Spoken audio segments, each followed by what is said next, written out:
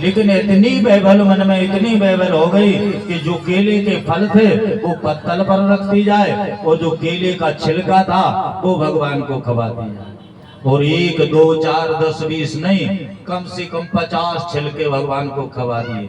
और केले के 50 छिलके खाने के बाद भगवान ने भी नहीं देखा कि काकी फल खवा रही है कि छिलके खवा रही है। 50 छिलके भगवान खा गए, फल का ढेर लग गया पत्ता के ऊपर, और काकी भी भूल गई अपना देह का मान, और भगवान द्वारकाधीश भी भूल गए। उधर विदुरा ने काकी प्रेम से खवा, क्योंकि भगवान तो प्रेम का भूखा है। खा गए। इतने में विदुर जी दौड़े दौड़े आए। विदुर जी ने आवाज लगाई, अरे सुनती हो, खोलो। विदुरानी ने कहा क्या बात है? कहा तुझे पता नहीं, अब द्वारकाधीश आने वाले होंगे, इसलिए जल्दी व्यवस्था कर ले। मैं माखन मिश्री के लड्डू लेकर के आया हूँ, खोल जल्दी। उसने कहा आने वाले नहीं है, आ गए। आ गए, द्वारकाधीश आ गए। कहा कि हाँ आ गए। तुरंत अंदर गए और विदुर जी ने प्रणाम किया, महाराज मुझे थोड़ा विलंब हो गया। चलो कोई बात नहीं। विदुरानी से कहा विदुर जी ने कि तुमने कुछ खिलाया नहीं?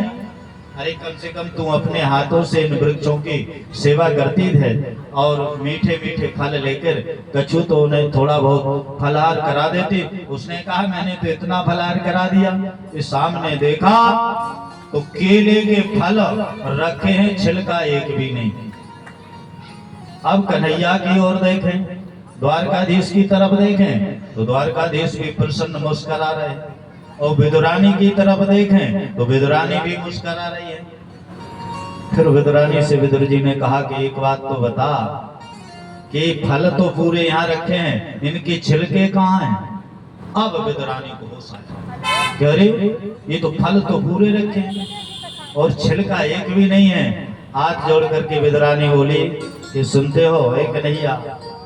कन्हैया ने कहा क्या बात है काकी? बोले सारे छिलके मैंने तुझे खवा दिए और फल पूरे रखे।